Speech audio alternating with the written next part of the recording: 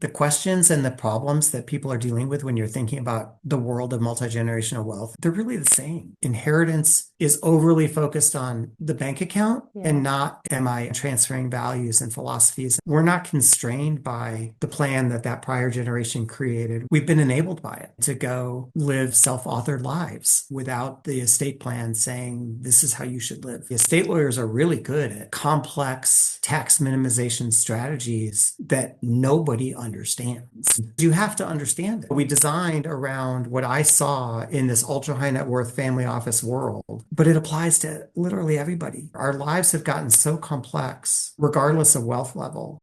Welcome to the Differentiation Podcast. My name is Michèle Sorgaroli. I'm your host, and today we are being joined by Josh Kanter.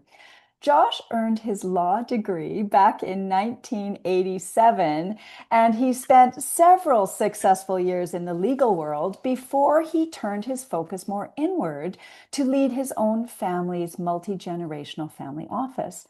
Over time and with experience, Josh has come to believe that the wealth industry is highly commoditized. I tend to agree with that because everybody can offer a portfolio or do the asset allocation. But what's too often missing is humanity, family education, real relationships that span generations. And that is why Josh co-founded LeafPlanner. His goal is to help as many people as possible to not just thrive and survive in their families, but to do more and handle the complexity. And he tells me that he works as hard today as he did as a first-year lawyer, except that this time it's by choice. So I want to welcome Josh Kanter. Thank you for joining us today. Michelle, thanks for having me. I'm excited too. I'm only sorry that you had to bring up 1987. 1987. Hey, I'm with you there. So it's all good. Talking about experience and timing the industry, right? Which is what brings us to where we are today. It does. I do want to take us back a bit though, because I always love to hear how how who you are today was spawned. What seeded the journey that you then went on over the last many years. So, if I understand it correctly, Josh, you started your education in economics and political science. Is that right? Yeah. Yeah. Okay, so let's start there. What was interesting about economics and political science that captured your interest enough that you wanted to do some schooling in it?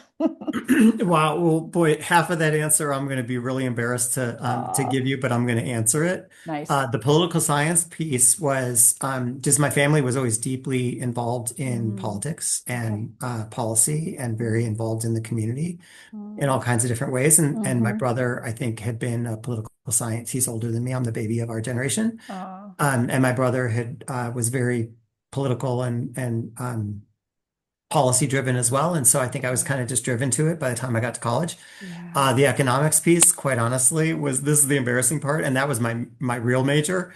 Um, was I think I stumbled into something. I figured out, oh, I'm good at this. I can do this in my sleep and skip a lot of class and still do well.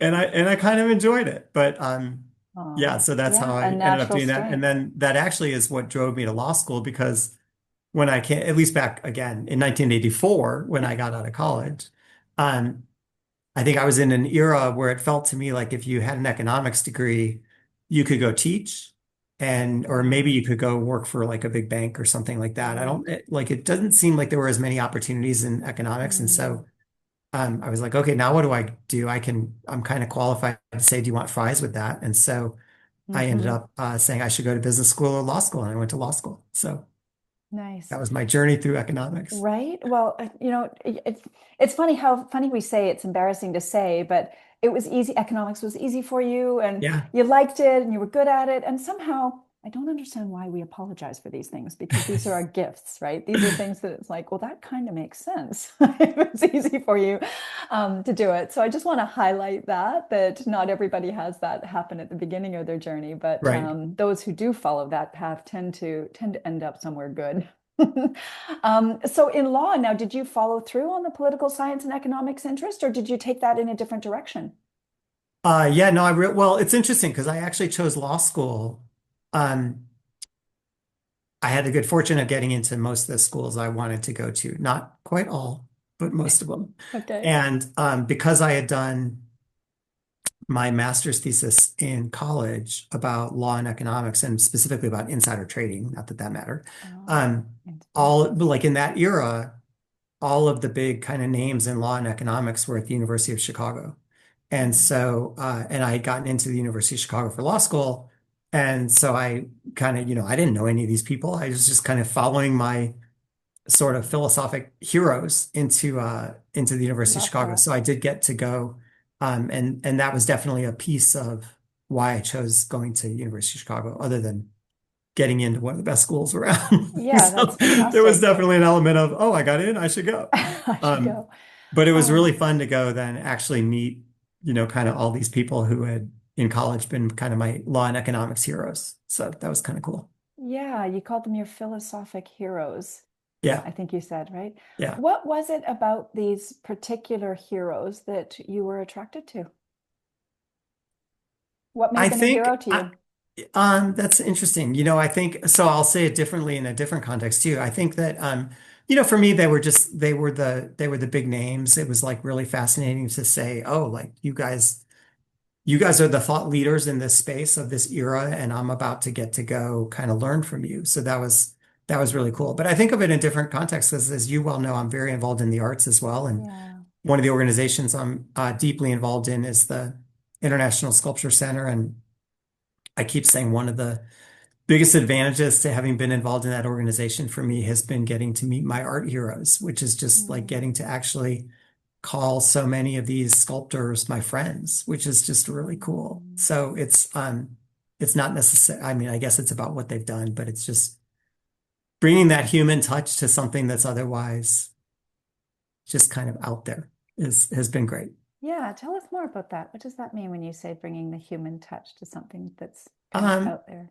yeah, interesting. You said it in the introduction, and I think that for me, uh, sort of maybe it's just where I am in my life right now. I'm not sure, but there's kind of this, as you said, there's this missing element of kind of bringing humanity back into everything. And so Mm. I'm very focused on relationships, and again, even just being able to meet, back in 1987, and some of them turned out to be not nice people. And so, even that was interesting, right? Is to go find out, oh, well, you were my hero until now. You're no longer. Ah, And so, interesting. the same was true in the art world, and I think the same is true in a lot of Mm. the through line in what I've done, Hmm. whether it's as a lawyer or in our own family or the other families that I work with, and ultimately through the Leaf Planner, has been kind of this element of bringing sort of humanity back into those relationships, and Yeah. especially on the Leaf Planner side and where my life is now, and so focused on families who are really thinking about intergenerational wealth and how to pass that down, and how to think about bringing values and philosophy and family legacy into these conversations. That it's just so important to me to realize and to really build around how much of that is about those human connections. And yes, there's rigor and efficiency in Hmm. estate tax planning and things like that. And my dad, I'm sure we'll get into this at some point, but was like a world-renowned tax lawyer, and his estate tax was $2,500. And so to me, I always say that spoke to the rigor of the plan, but Right. the plan also had a tremendous amount of humanity built in underneath it about the trust that he was putting in future generations. And so I'm just really focused on that Yeah, I notion can of how do hear you make that. this not just about documents and accounts and money, but it's where's the humanity. Yeah, I'm curious about this piece, Josh, and I want to explore this a lot with you. I want to step back a wee bit. Just you spoke um, when you were talking about your heroes and having met them, and then you said, some of them weren't very nice people. That moment, that kind of stood out for you. So there was this piece where they were your heroes from afar, and I get the sense, and I don't want to put words in your mouth, but what I heard was they were, well known and they had expertise and they were thought leaders and um, Hmm. this kind of profile that you had become enamored by, if you will, as heroes. Hmm. And then you met them. And it feels to me like there was something in that experience as you were a young man, starting to experience these people differently as humans, not just experts, Can we talk about that a little bit? Because I feel like there's something there that got seeded for you. Sure. Well, I think I don't know. There's a whole lot to talk about. I Possible. mean, I think Yeah. that for me, there definitely was this element of, again, as you're describing it, right? I think that I looked up to, I hope we all do this. I hope this isn't like my character flaw. Looked up to these people as, Hmm. again, being the thought leaders or the really well-respected, well-known names. And then ultimately, if they also just turned out to not be nice people, Right. then it's kind of like, okay, well, you can be both, right? I mean, Yeah, this is a both exactly. Oh, and, yeah, right? You can be a absolutely. good person and be really smart and really well known and really well respected and on and on. So Right. I think that was kind of the beginning of realizing for me, because then I Okay. was pretty young still, right? I mean, this is again, I'm 25 years old going Right. off to law school. Um, and starting to learn that lesson that, I think also because my dad was such a hero of mine, and he was so well known and so well respected, and yet everybody liked him. I mean, he was just a wonderful human. And so I Mhm. think there was when I started to realize, oh, well, there's also all these other kind of parallel, well-known, well-respected people, but they're not great humans. That really bothers Mhm. me because you can be both. You can be both. And of course, you had that model at home, which Yeah, helps a lot. for sure. And For it sure. probably surprised you when you went out into the world and realized that not everybody's that way Right, in right. some form, right? So it probably it was more pronounced in your experience Yeah. because you'd had the model at home. Yeah, so I'm hearing that. Okay, so I'm okay. So we got through law, and you had lots of successful years in law. So what happened, and what caused you to make the change and pivot into your family office environment?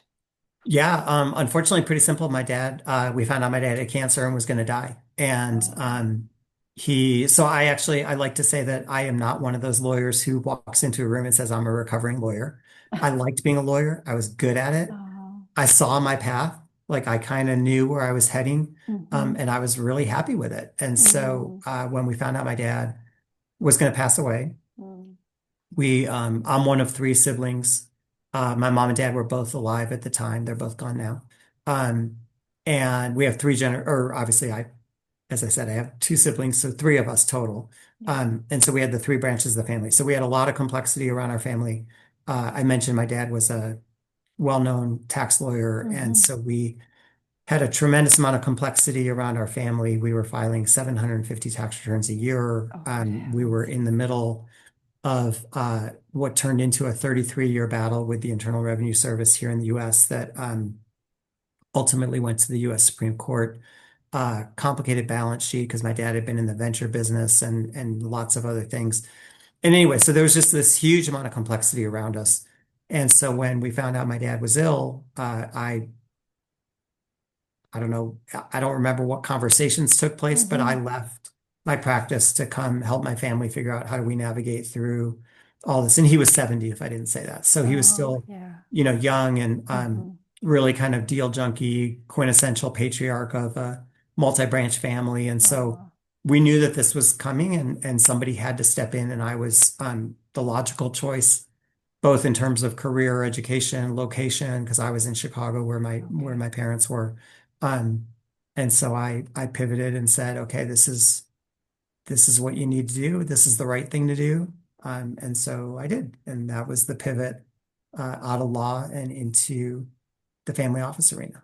And thank you for sharing that. Yeah, not always a choice, but as we move forward, it is what it is. And I'm hearing that there was a lot of experience that happened for you during that time in your family business, just in terms of becoming more aware of perhaps the combination between rigor and humanity, as you called it. What did you first notice when you started in the family business in the role that you took on at the beginning? What stood out Um, for you? yeah, I mean, a lot of things, I guess. One, it set me off certainly on a whole journey to understand um, what is this family office world all about? What are family dynamics all about? To your point again, in the comments we were making, how do you balance and how do you even think about the balance between rigor and humanity? Mm, Um, some of it was very practical, like just waking up and realizing, oh my God, I don't know why we're filing 750 tax returns a year. Like some of this is just very, very practical. Uh, and I got 18 months with my dad before he passed away. Um, Spent basically all of that 18 months with him, and although he had cancer, Special. so obviously not every day was a good day, but Right. there were a lot of good days in there. And Yeah. so some of it was just recognizing how wonderful the gift was that I was Mm. able to do Hmm. this, that I Hmm. chose to do this, that my family could allow me to do this. Yeah. Um, there were, I wouldn't say it was like the easiest thing in the world. My wife was pregnant at the time with our first Oh, child. And oh, so it good was like, heavens. it was Yeah. a interesting time, right? Hmm. Um, but it was such a huge gift to get that time with my dad. And it's kind of funny because growing up, I knew I always had wanted to work with my dad, but of course I didn't really know what that meant. One as a Yeah. young child, and then even later when I realized, well, he's a tax lawyer. I don't know what that. I'm not going to be a tax lawyer. So what does that mean to work together? And we never really had that opportunity in quite a traditional sense. And so Hmm. um, even that 18 months kind of gave me working with my dad in a way that I otherwise would not have ever had. So Yeah. it was Special. really kind of a special. I mean, obviously Hmm. losing him sucked. Let's Yeah. just be blunt. Yeah. But it was a pretty special kind of Hmm. time, and it really, I think it gave me even without a lot of direct conversation about it. I think it gave me a real window. I think it really shaped a lot of the ways I think about the world and the work that I do and the work that he did. Um, there weren't explicit conversations, but I feel like that time gave me a different understanding of who he was and why he did what he did and how he did what he did. And Hmm. again, if you look at my dad's sort of body of work, Hmm. most of it's going to point to that rigor. Hmm. But if you really dig deeper, you're going to see all that humanity. And I think that was something that I started to kind of peel that onion as I was spending that 18 months with him. Right. Is there, as you're sharing that, um, what you talked about things that how he did what he did and what shaped you. What really stood out for you that you think has had a major influence that's Um, impacted how you do what you do today? Yeah, I think so. Certainly, some of it is just again that balance and realizing, first of all, that he was such a towering, well-respected, but super quiet. Like it was interesting. Uh, There are many, many people who will say, what's been the bad news, and this experience, but the bad news of mm, losing your parents young yeah. is there's lots of people around to tell you stories about your parents. And so the number of times that I will hear stories about he was the quietest person in the room, but everybody would Mm, listen when he said something because there was something to listen to. And so, just I think being exposed to that level of, frankly, brilliance. I mean, to this day, I would say he's the most brilliant person I ever met. mm, Um, to that level of I viewed him as very approachable, and he was my dad, right? I know there's lots of other people who say, "Oh yeah. my, your dad was so scary." I'm like, he was not scary. He's like a teddy bear. But okay. Um, Aw. but there was definitely, kind of seeing that balance of I don't want to quite even say like fatherhood in the way we say it today. I mean, my dad was Mm, definitely a dad of that generation. Like mhm. my mom and he had an agreement that he would be home for Shabbat dinner on Friday night, and he was gone 6 days a week other than that, like on the road. So there was no, my dad was Mhm, not the dad who was at the baseball game and the soccer game and this, he oh, was not there. mhm, Um, Nevertheless, obviously you can tell I love him dearly. mhm, So, mhm, there's something mhm. that I was learning about how nurturing he still was, even though he was kind of this towering business figure, if you will. Um, The fine balance. Yeah. And I think then again, what I saw because he was so good at what he did in the tax and estate arena, um, I think that's probably when I was getting my first sort of look through this window to realize that behind all of that was the thought that was going into how do you make this work in these multi-generational families because he was Mm-hmm. representing kind of a who's who of multi-generational wealth of that era, Mm-hmm. household names. And Okay. so I think that I was beginning to see and understand that he was much more a part of the whole picture. Now, I will say that's a time when I believe that lawyers, at least in the United States, were kind of the family consigliere, right, in wealthy Mm-hmm. families. Mm-hmm. And by the time I came out of law school, I feel like that era was kind of over or ending because lawyers were starting to cost so much money, quite frankly. Like nobody wanted to bring their Mm-hmm. lawyer into everything. But my Mm-hmm. dad was still of that era where he was really he knew his clients and their families and everything about their business and he really was kind of on the inside of that picture. And so I think that was really shaping my it shaped my view as a lawyer. It shaped my view as then a family office person and right up until everything we've developed in Leaf Planner has roots in that Yeah. Uh, philosophy. yeah, I can hear that. So, so you had your experience in law, and then you moved into the family office environment, and then more recently, Leaf Planner. Is that the path? Was there anything in between there? The only in between is that, or not really in between, but in parallel. When so that tax case lasted 33 years, started in 1979. I was 17 years old, ended in 2012, 11 years after my dad died. And so when that ended, I had realized by then all the work that I'd done in the family office arena that I really enjoyed working with my own family, but also alongside other families, thinking about philosophy, values, legacy, estate planning in that more, again, that legacy, more context.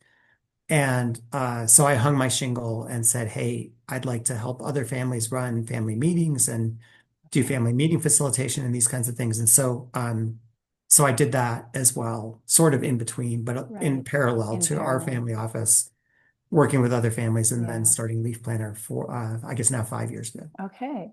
So, what inspired Leaf Planner? You were doing Yeah. all this other stuff, and Yeah. take us Yeah. I there. didn't have enough to do. And there's a few nonprofits and other things in there as well. Yeah, I'm sure your Um, family is busy. you know, so it really goes back. It kind of was many paths merging, I'll say. Um, First of all, going back even to my dad's death, when my dad died, I would argue most families don't have a me. I'm a lawyer. I took his estate planning class in law Mm, school. I got 18 months with him. I was able mhm, to leave my job and go work for my family, right? If you think about mm, succession planning or at least mhm, preparation, mhm. you kind of got to look at that picture and say, that's the holy grail of succession planning. And within about 5 minutes of my dad dying, I like to say, people started asking me questions that I couldn't answer. Oh, And I was like, if I can't answer this, that's a real problem for my mom, my sister, my brother, my wife. I didn't have kids yet, but mhm. someday for my kids. And so I really sat back and said, what did we do wrong? Because if anybody should have gotten this right, it should have been us. Right. And so we started to do that. Anyway, what that ultimately led Okay. to was building for our family 25 years ago, what we called the Family Owner's Manual. And the idea of it was to say, my artist sister, my venture capital brother, my commercial real estate lawyer wife, like all these people need it. We'll leave my mom out of this because she truly was the quintessential matriarch who understood nothing that was going on. But Aw. love her to death too. But nevertheless, she had no idea what was going on. Was how would anybody who doesn't have my background, my education, my 18 months with my dad, all this kind of stuff, how would they pick up the pieces? Mhm. And that wasn't about the pieces of the balance sheet and the operating agreement. Again, I'm going to say it was the humanity, right? It was all the Right. connective tissue. It was the context of why did we do these things and who did we do them with and why did we do them in that way and where did we do them and who do you trust? When my dad died, and I'm sure this happens in families across the world, right? People would show up out of the woodwork saying, "Oh, your dad and I had this deal, or your dad promised me this." I'm like, how do I know if you're telling me the truth? I have no Right. idea. Right. And so the owner's manual was designed to capture all of that context. Mm. So then I'm in the family office world for basically 20 years Mhm.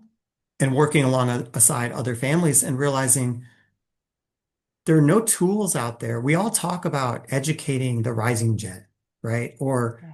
hosting family meetings or sharing information or educating and engaging family members or trustees or Mm-hmm. doing all these things, like all the things that go along with, again, thinking about legacy and Mm-hmm. multi-generation, all the humanity, it's going to keep coming back to humanity, is, and it's all missing because that's not captured in the trust agreement or the operating agreement or the balance sheet.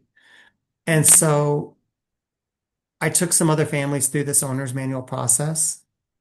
We saw that it was a great tool to educate, empower, and engage kids. It was a great blind spot identification tool. Because think about even first generation wealth creators who look up one day and say, oh my gosh, I've built this huge business or this huge wealth. I never expected to be worth this kind of money. I don't even know what the questions are to ask. And so, anyway, it became a great tool. And then one of these kind of happenstance moments, I was at lunch with somebody and describing what I was doing. And this guy said to me, why don't you turn that into a platform that anybody could use? And, this light bulb goes off. I'm like, oh, that's a great idea. And quite frankly, I would have said, that's a great idea. And that would have been the end of that idea. But there was a third guy at lunch who then kept pushing me and saying, no, this is cool. You got to do this and pushed me to do it because I don't think at 59 at that point I was like in this entrepreneurial spirit of yeah, let's Right. go. Yeah. So but that's where the whole impetus for Leaf Planner came from. So it was great for me because it kind of took 35 years of my pathway Yeah. and said, how do I turn this into something that can help as many people as I can? Um, Mm. and so it's been a really fun journey that I never could have predicted. I can see that. I can hear it. Yeah. When you say help as many people, in what way do you hope and want Leaf Planner to help Yeah, I think specifically? I think it's going to go back, unfortunately, to the same answer. I hope I'm not repeating myself Oh, too okay. badly. Like Mm-hmm. I think families across the globe, it's interesting in during COVID, I'll say there's obviously very few advantages to COVID. One of the advantages for me was the ability to start to participate in family office groups more globally Uh-huh. because I'm very typical US centric. Like, people here in the United States, like that's what we think about. So, being able to see all these families on a more global basis Right. really kind of reaffirmed what I think I already knew, but reaffirmed that obviously Mm-hmm. we've got cultural differences across the globe. But at the end of the day, the questions and the problems that people are dealing with when you're thinking about the world of multi-generational wealth and passing on wealth, they're really the same. Everybody's worried about, I don't want to ruin my kids, right? How do I educate my kids? How do I prepare whatever, right? It's Mm-hmm. all roughly the same model. And Mm. so, what was the point of that? Through Leaf Planner, I guess, I think Mm-hmm. I'm going to go back to How the are you question. I'm not helping? sure I Yeah. remember. Everybody I think is in this, and of course we're in the middle of what everybody keeps referring to, right, is the great wealth transfer. Right. Um, Biggest wealth transfer in theory in history. Uh, and so all the families that are struggling with those same questions, how do I educate? How do I prepare? Mm. Um, and trying to get them to think more holistically and more globally now, not world globe, right? Mm-hmm. About how this all fits together. What am I trying to do? Why am I doing it? How do I explain that? How do I put my values into it? How do I put my humanity back into it? And so the more families that we can touch with that process, because most families, I would argue, if they even know that this industry exists, the chance of them hiring a me or my hundreds of colleagues who do this kind of work for families is pretty low. And there's only so many families that either can afford it or can do it or want to do it or even know it exists. So Leaf Planner gives us kind of almost a light Mm. version of being able to say, you want to think like a family office, you want to understand the holistic nature of what a family office does and how it thinks in support of a family, then Leaf Planner is a way that instead of helping 4 or 5 families a year, hopefully I can help hundreds of families. Mm-hmm. I hope that makes sense. Yeah, yeah. I'm thinking about coming back to the beginning of the conversation, and I feel like what Leaf Planner may be providing, does it give a family, I don't know, is there access to more kindness, more leadership, more like what part of that break between people, when you meet your hero and then they're not a nice person? I feel like there's something bridging happening here, and but I don't know if I'm off. Yeah. Yeah. Yeah. I mean, it's still at the end of the day, Leaf Planner itself is a digital platform, right? So there's a limit to what I can say realistically Well, it's going to do in the context of what you just described. But where I would say it provides a role in that is that if you think about a typical, I'll say document management platform, although we're way more than that, right? I mean, it's literally now you've got the two-dimensional black and white, I guess maybe color, black and white color in a digital documents, world. right? Um, in the way that Leaf Planner looks at the world, first of all, everything is interconnected. So you as a human are connected to this trust, or connected to my house, or connected to my investments, or whatever, right? It's all interconnected. And then you're layering in the why did we do these things?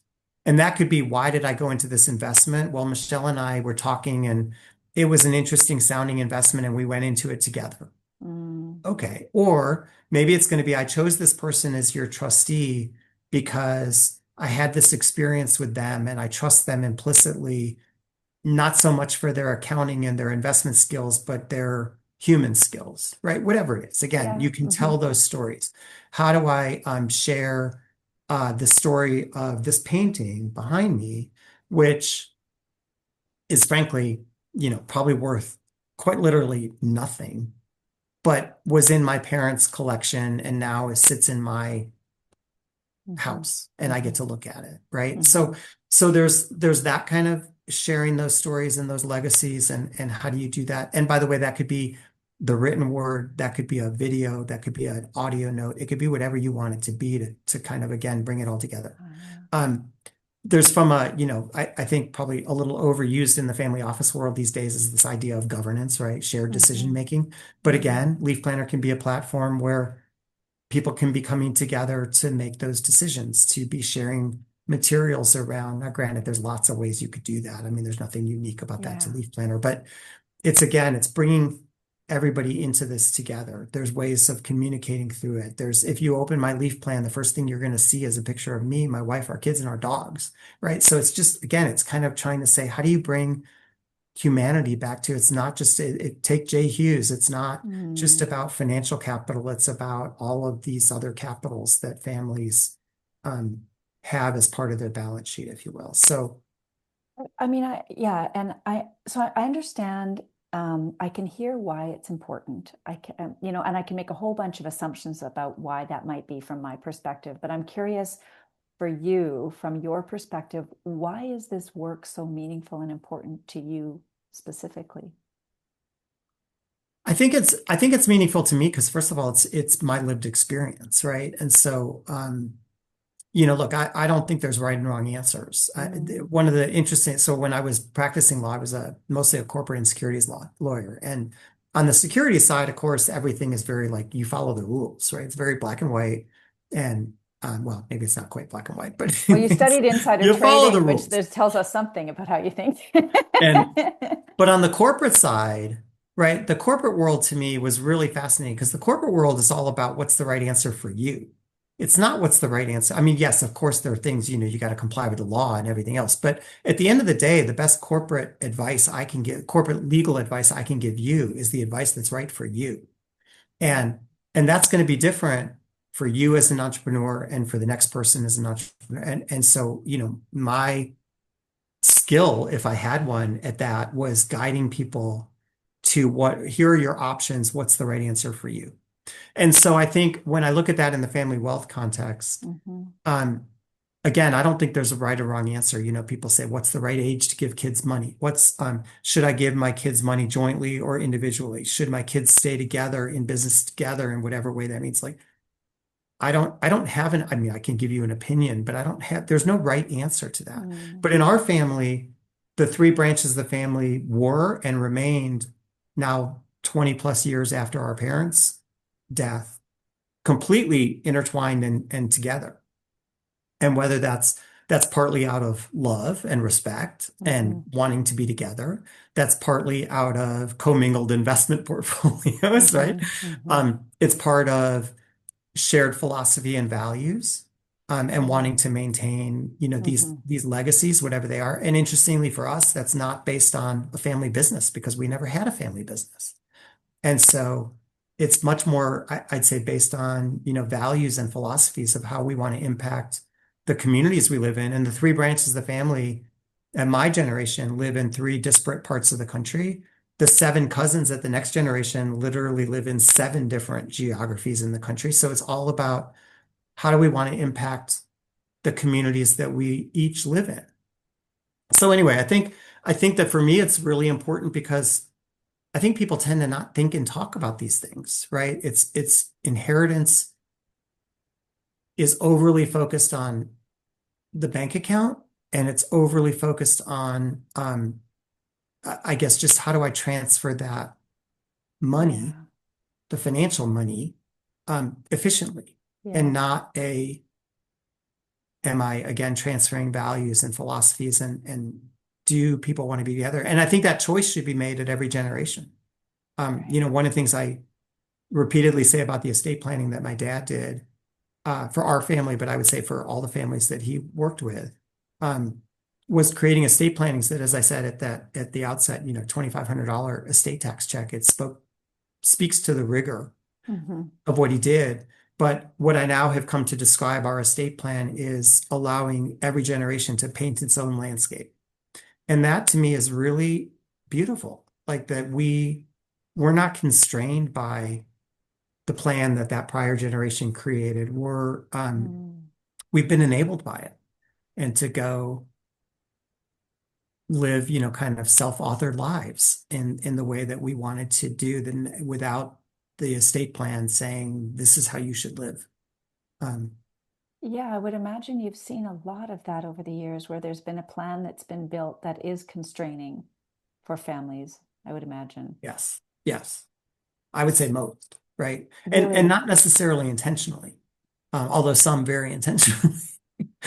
But I think again, you get back to either people perceive rigor as a synonym for control, which Mm. I believe it doesn't have to be, um, or you just have a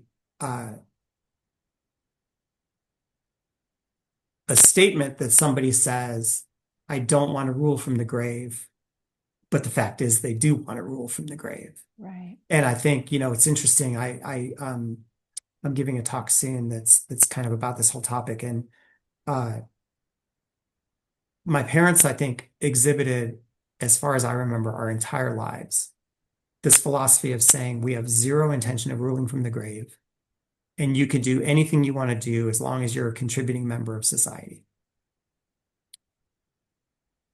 And as simple as that is, I now realize at 63 years old, although I realized this a long time ago, they meant every word of that statement. Mm.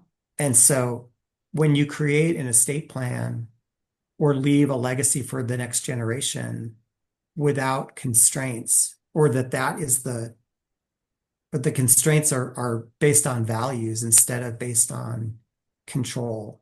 I think it just leads to a very different outcome.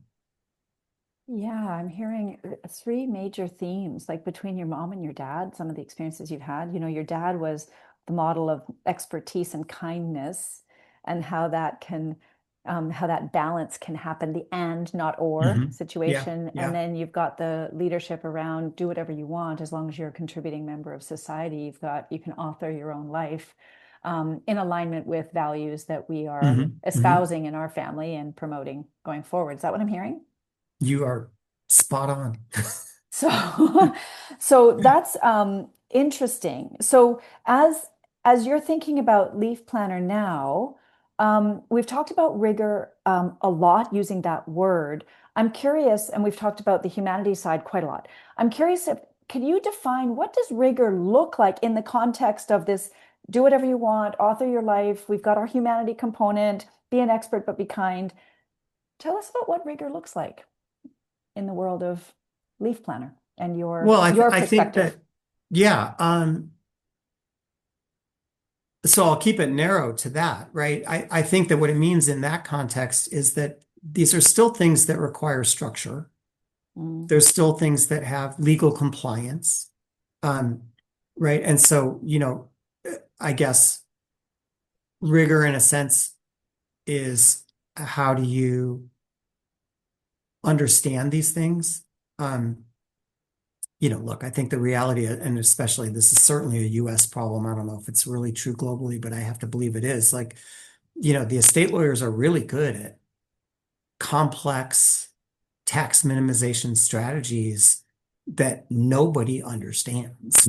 Like, and yes, so, I think right. that's true. So, Certainly in so the Canada, that's rigor in true. part is just helping people understand it because you have to understand it if you're going to live within it. If these, and now, Mm, I don't remember what Canada did, but in the US, right, when the US was essentially created, right, and breaking off from England, hmm we essentially got rid of dynastic wealth by creating um, the rule against perpetuities in estate planning, which meant trusts couldn't last forever. I'm hmm not entirely sure I understand what happened, but in the last 20-ish years, right, we've fully reverted. Like here in Utah, you can have a trust that now lasts 1,000 years. Oh, wow. In Florida, it's 360 years. There are some states I think that are now literally perpetuity. If 1,000 years was not perpetuity, it's now perpetuity. So you're back to this notion of having people live within these structures, potentially quite literally into the end of time, Yeah. right? Or at least the end of humanity, because I'm sure Mhm. that's going to come before the end of time. So, so part of the rigor is just how do you explain and learn how these things, operate? Um, Yeah. I don't know if I'm really answering your question. Yeah, well, you said four things that I wrote down. You said, there's a structure to it, and there's obviously legal compliance. So those two are key. But what I heard about the structure is that we understand the structure and we have the ability to live within it. Mhm. Is that what you were saying when Yeah, it comes yeah, to rigor? yeah, yeah. And I think, then again, depending upon how that structure was created. So again, I would say the work that my dad did created structure, but with a huge amount of flexibility. And Yeah. so, part of, again, I'd say the rigor I bring to it as the next generation hmm is understanding that staying within the lines, right, with respect to the legal and structural and compliance aspects to it, um, but being able to use the flexibility that was built into it to achieve the goals that our generation and the next might be after, which may be different, hmm right? It's a different world. hmm Um, and that can be as simple as again, one of the things I'm going to talk about in this thing is saying, like my parents, uh, first of all, my parents came from nothing. So like they were the hmm wealth creators. And education was wildly important to them. And it was clearly a value that was passed on. Like this is what you do, mm right? We all went to college. I'm the only one who went to grad school of my siblings, but um, and my parents made it possible for us to do that with hmm no debt. hmm So they, at a time when that was still a big deal for them, and they hmm put us entirely through school. So I walk out of University of Chicago Law School with zero debt.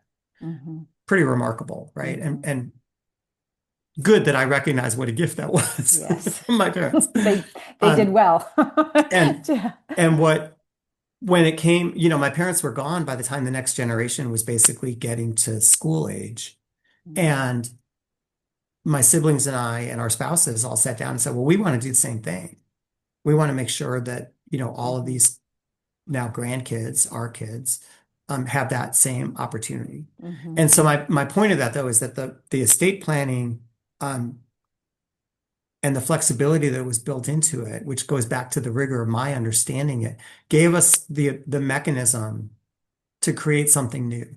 And what I mm, basically would say was like extending this plan. We weren't living within it, we were extending it because it gave us the opportunity to say, well, what does this look like for this generation? Because right. what it looks like for this generation is different than what it looked like for our generation. And I assume it'll look different for the next generation because tuition rates can't keep doing in the United States what they're doing, where everybody's going to be, I mean, everybody's already broke, right? Yeah. So, the ability to shift and realize that Mm, the world, and then go back to this idea of trusts that are going to last into perpetuity.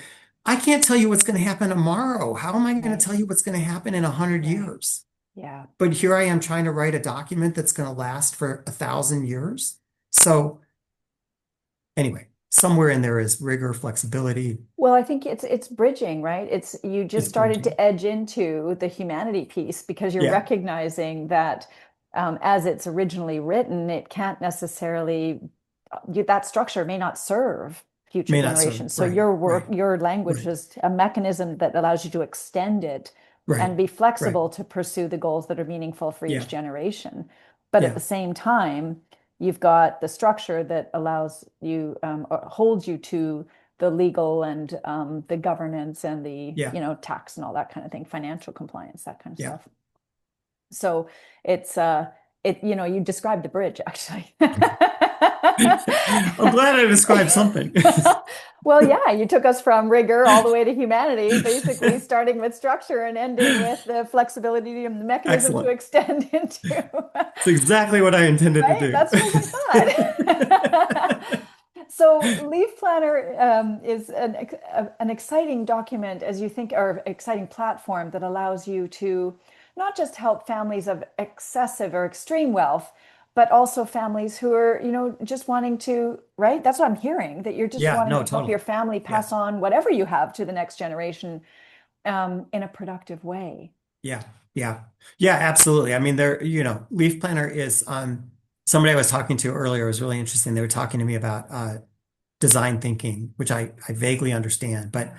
um, one of the comments that they made to me was, one of the keys of design thinking is, and I probably get this wrong, but is actually designing for the edge case, but then it applies more globally instead of designing for the mass case. Yeah. And, I think Mm-hmm. I hate to say it, but I think that's kind of what we did Mm-hmm. accidentally. But we Mm-hmm. designed around what I saw in this ultra high net worth family office world, but it applies to literally everybody. Yeah. It doesn't matter. Our lives have gotten so complex, Mm-hmm. regardless of wealth level. And Leaf Planner was never about wealth level, it was about complexity. Mm-hmm. But I'd argue that everybody's lives are getting more and more More and more complex every day. complicated. And And with so, yeah, wealth transfer, I'm agreeing with you so much. And as we see more and more wealth transfer over the years, it's remarkable to me as you hear story after story after story of families that have been damaged or entirely broken as yeah, a result of a wealth transfer that didn't go yeah, that as they didn't might go have as planned. anticipated. Right, Yeah. right. Yeah. And it just Right. breaks your Or where no heart. preparation was done. I mean, look, I say to families all the time, you Yeah. do not end up on the front page of the Wall Street Journal or the New York Times because you were looking for 10 more basis points of performance. You end Yeah. up there Yeah. because sister and brother are suing each other Mm-hmm. because mom and dad never explained what they did and why they did it. Mm-hmm. Right. And so that Mm-hmm. is, I think, certainly with the amount of wealth that's being transferred and the number of families, I think we're just going to see more and more of it because people still do Mm-hmm. not understand the humanity side of it. And so Exactly. um, Yeah, I it's a love it. problem. We could go on and on here because I think there's so much more to explore. But with that, as we think about, I'd just love to hear from you. As you think about Leaf Planner going out a couple of generations, what do you hope that it might become, Um, if you're willing to share? well, wow. I mean, the idea certainly, look, if it just is out there a couple generations and families are still using it to perpetuate the things that were that alone, that's a wild success. Yes. Um, that would be that would be fabulous because I think it is entirely built on philosophies around multi-generational um, existence or whatever. And Yeah. so if it can be a part of that, or if it just can help families get to that more successfully, Hmm. um, that's to me a huge success. Obviously, as I'm sure you know from many of the people you work with, I mean, doing this at now 63 years old is a radically different why Yeah, than if I was doing this at 30. that's And right. so, yeah, for me to look just philosophical, I mean, sure, we want to make money, of course. We want to be a successful company, of course. Um, but if I could just look at that and say it helped families cross that bridge, Hmm. um, and still be serving them in some way, Hmm. that's Yeah, more than I could hope for. right. Helping, building more family stability and helping them not just Yeah, survive, but thrive yeah. beyond that first generation, but into the next and the next. What a beautiful story. Thank you. Thank you, Josh. Is there anything last that you might like to offer as wisdom or just a moment for our listeners that they might want to anchor on as we finish up today? Um, I don't know. This was really fun. I think for families that are thinking about this, and again, I don't think it's got a lot to do with wealth level. I mean, every family Mm. in one way or another is passing on legacy, is passing on the true meaning of wealth, non-financial wealth, Mhm. to also steal from Jay Hughes and some of the work that he constantly does. Uh, talk about another hero, um, who is a great human and became a good friend. So yeah. Uh, I think, yeah, I mean, the only thing I would hope everybody gets left with is don't ever underestimate the value of communication with your family and why you've done the things you've done and what you're trying to accomplish and what legacy means to you. But just communicate. I mean, it really is. I think the biggest advantage that our current generations have over prior generations is the ability and the willingness to actually communicate, and that these Mm. subjects don't have to be taboo. You can talk about them. Um, and we're all better off when it happens. And if you have philosophies and values that you want carried on, Mhm. the only way to do that is to communicate about them. Yeah, and to your point, it's a lot more accepted and certainly easier to broach that subject today than it was Yeah. a couple of generations ago. That was much more difficult. Thank Still you. can't talk about religion and politics, but we can talk about money. We can still talk about money, even more so now, it seems. Right. Oh, that's wonderful. Well, Josh, thank you so much for sharing all of your Thank wisdom and you. experience with us Thank you today. for having me on. You're so welcome. For those who want to know more about you and or Leaf Planner, where might they go? Where might they find you? LeafPlanner.com. And you can always reach me at josh@leafplanner.com. You got it. All righty. We'll make Thank sure you. those links are there. And thank you so much for joining us today. It's been a delight.